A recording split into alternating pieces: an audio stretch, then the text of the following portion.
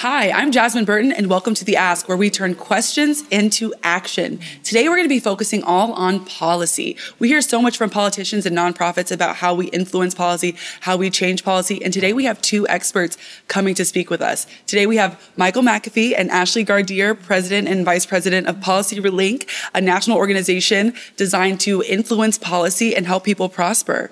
Welcome to The Ask. It's a pleasure to be here. How are you guys feeling? How was your travel into Chicago? Easy. Oh, good. Oh, in unison. I like that. A nice president, vice president unison right there. Well, you know, there's one thing. This is our new president at PolicyLink. She's been recently promoted. Amazing. Yes. Amazing. I love hearing this. Before we get into the intricacies of your work, I do want to talk about what your organization does as a whole. What drives you to change policy, and what drives the mission of your organization? PolicyLink is a research and action organization, and it's dedicated to lifting up the voice, wisdom, and experience of everyday people. And our job is to translate the hopes and aspirations of folks in community every day into public policy solutions. We believe that public policy solutions implemented through government is the way to scale. It is the way to tackle large challenges in America. Mm-hmm.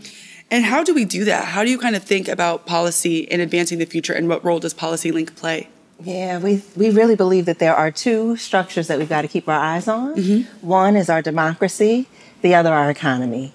We're clear that they were created together in this nation, right? That there was a vision for how folks would thrive at the founding of the nation. And then our governing structures were designed to support it. And so for us, those two pieces of work, the democracy and economy, is where we focus. And then we're clear that those two structures really play out for real people on the ground in communities. So how you experience the job that you have access to, the housing that you live in, the education that your children benefit from are all still, quite frankly, linked directly back to the democracy and economy. Mm-hmm.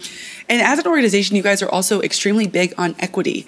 You have your equity manifesto accessible on your website. Mm-hmm. You also have the Equity Summit. I think we're kind of at a point where we're constantly seeing equity under attack, and you guys are really, doing the necessary work to preserve it. How does equity play into your work in ensuring that you guys preserve it? Mm-hmm. Equity is the work. It's not just the work for PolicyLink, it's the work for our nation. Yeah. Our nation wasn't designed for the people that live in it. Mm-hmm. And so whether you want to use the word or not, the definition of just and fair inclusion into a society in which all can participate, prosper, and reach their full potential is the work. Mm-hmm. That's design work. That definition is a nation-building definition. Mm-hmm.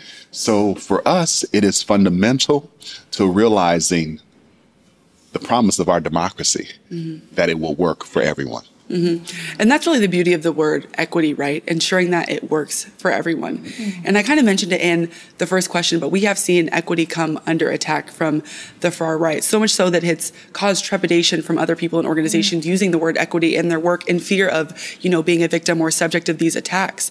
How do you guys kind of message to people to ensure that they're comfortable using the word equity and, maintaining that importance of that word specifically? Yeah, so, one of the things we talk about all the time is all the words have been taken, right? Yeah. So whether it's equity, whether it's diversity, equity and inclusion, the DEI stuff, whether mm-hmm. it's woke, right? Mm-hmm. There aren't any more words left. And so we've decided organizationally, we're going to go back to the equity definition, and inside of it gives us the last word that's worth fighting for, which is all. Wow. And so we don't actually have to be afraid that when we say equity, oh, you just mean the Black folks, mm-hmm. or oh, you just mean the brown folks, or you don't mean me. For us, the all of the equity definition gives us all the running room that we need. And then we use data to show us the way. Who's really struggling in Appalachia, in the South, in California, in the Midwest. Yeah. And so for us, if we really stay focused on all, we can be sure to deliver equity. Mm-hmm. Ashleigh raises an important point, because in this moment, leaders and the institutions that they run have to be clear about their leadership stance. Mm-hmm. You're not going to achieve liberation in America working in the shadows. So, and you can't be ashamed of your people.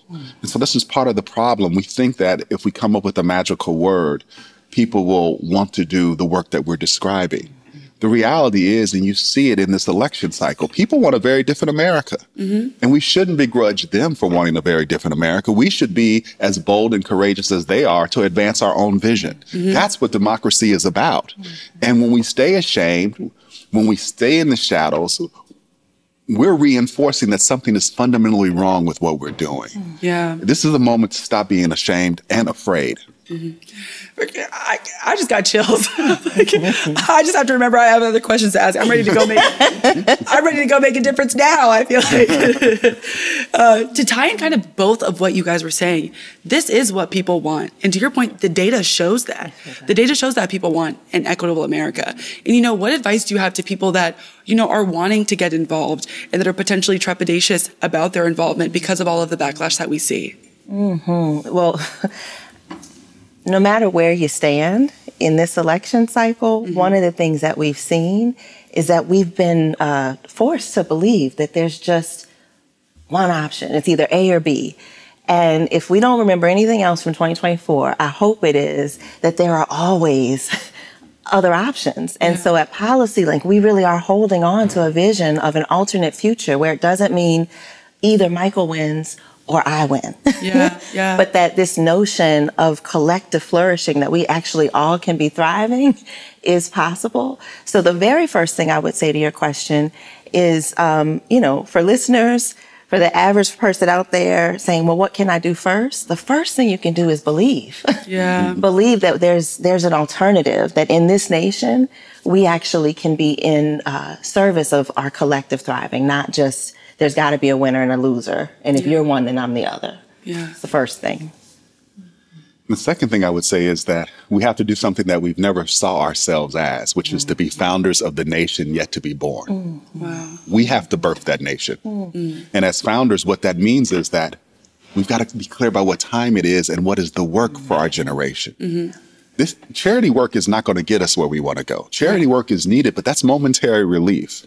We need to change our laws, our regulations, our customs, the very nature of our institutions so that they serve everyone. That's generational work. The founders came up with the Federalist Papers. What's our new Federalist Papers? Right? You got the smartest, most educated group of people right now is Black women. So in this moment, we've got to use our intellect to create the next generation of supports that transform the nation legally, structurally, institutionally. And then the last thing I would say is this. You've got to have a soul that can manifest the love, have a soul that can manifest the capacity to love everyone. Because no matter what we say, no matter what policy solutions we offer, if the vessel is not right, meaning if the human spirit is right, it'll never be received anyway. So as new founders, we've got to be the ones who can say, you know what? The democracy was imperfect. Even after we finish working on it, it's going to be imperfect. And our job now is to design a nation that is born out of love for everyone. That's what a founder's orientation that we're talking about looks like. I mean, you just said so many amazing things. One thing I do want to particularly call out for this podcast is he did say the smartest and most educated group were Black women. And I just want to make sure everyone caught that. But also what I'm hearing through both of you say, what's ringing in my mind is just the impact of your work in general, the tangible and in the intangible. I'm hearing, papers, the documents, us changing the physical policy, but the intangible that you're bringing up is just believing. And I wonder, just from your perspective, is PolicyLink, when you define impact and how you do it, is it based on that intangible and intangible? Is it all of the things working together? It is both, and we measure both. So even on the belief side of the work, every year we go back and ask the American public, do you believe and do you demand that government serve everybody? That's why we know that the data says yes, right? We can play with the language about how we describe it, but what we're clear about is that we are moving the needle on folks' belief. That's the first thing, because you got to believe it before you say it. And then once you say it, it's our role as a policy organization to capture that brilliance. So if one of your listeners is somebody who's struggling with access to affordable housing, when they believe that they're a founder, what is the idea that you're holding for, what would be the solution to get you to safe and affordable housing? We want to know that idea, so we can put that into model legislation. And if you are somebody who owns lots of houses, when you think about your journey about how did I get here, right? What did it take for me to have access to the resources, et cetera? Consider that you are still a founder, and what would it take to open up that access to others? So all of that to say, first, yes, we measure the less tangible, the belief, and the narrative work, but we also measure, are we advancing legislation that gets us closer to everyone having access to safe and affordable housing? So when we look years down the road, we want to see a federal housing guarantee, something in our federal law that says everybody ought to be able to afford decent and affordable housing, right? So we measure both sides of it. And Ashleigh just took us to school on what it means to believe and hold powerful metrics. Right. I often say, who do you serve and what's your number? Our number is the nearly 100 million people in America struggling to make ends meet. Yeah. That's 1 in 3 people in America. So this is why I said charity won't get you there. Yeah, yeah. Charity can't scale that big. Right. That's the work of government. You see my point? And so you have to be able to believe that you have the capacity to impact 100 million people today. That's the blessing for us, right? And if we miss that, we fundamentally miss the work that we're supposed to be doing. We know we can build 5 units of housing or 10, 50. We know we can do that. We've been doing that for over 20 or 30 years, and it's still necessary. But what we also can do is support the leaders on the ground with that good work over the last 20 plus years with a federal housing guarantee. Yeah. That's the bridge to a future where we won't have 100 million people struggling to make ends meet. Yeah. And as you bring up the future, it's reminding me that ours is still in flux. That's right. There's so many directions that this can go right now. And we have 2 candidates on the podium right now, both with completely different policy agendas, which can drastically impact your work depending on what direction it goes in. What kind of challenges do you foresee or anticipate that this election will have on your work in the near future? We actually don't perceive it as having a challenge. Okay. And the reason for that is that when you're doing your soul work and your generational work, it doesn't know a political season. Yeah. Poor people don't know a political season. Right. They're hurting and they're hurting. Yeah. Right? And our job is to stop that. So for us, if we're the right leaders with the right strategy, we're not constantly buffeted by the uncertainty of the world. We were born into that, especially as Black folks. We know the world is hostile and uncertain. It's not new for us. The question now is, do we have the requisite skill to lead through it?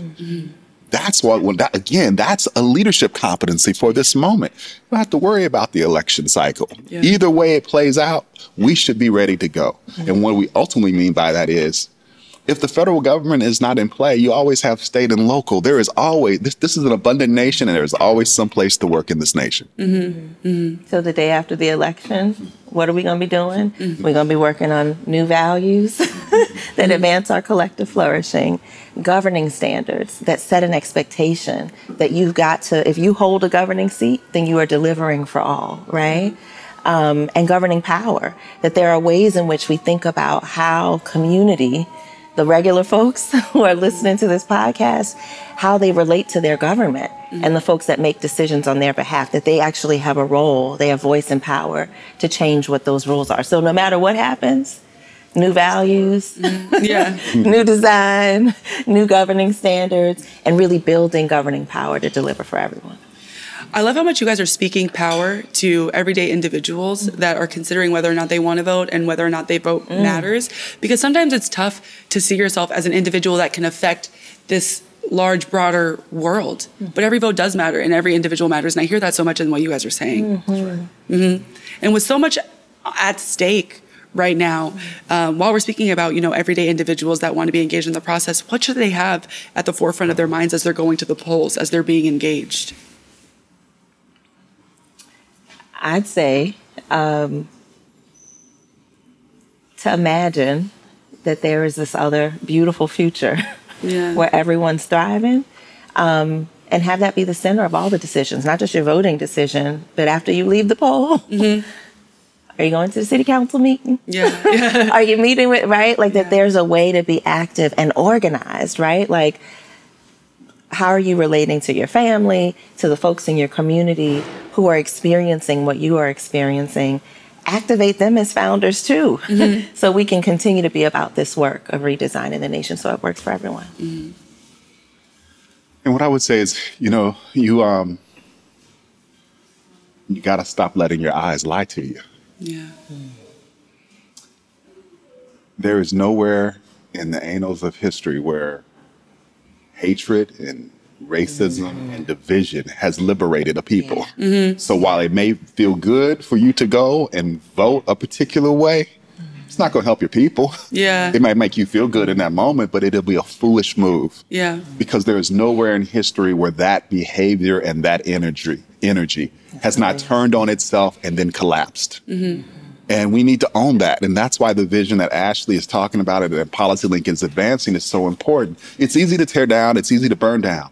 But what are we going to build? What is the future we're going to enact?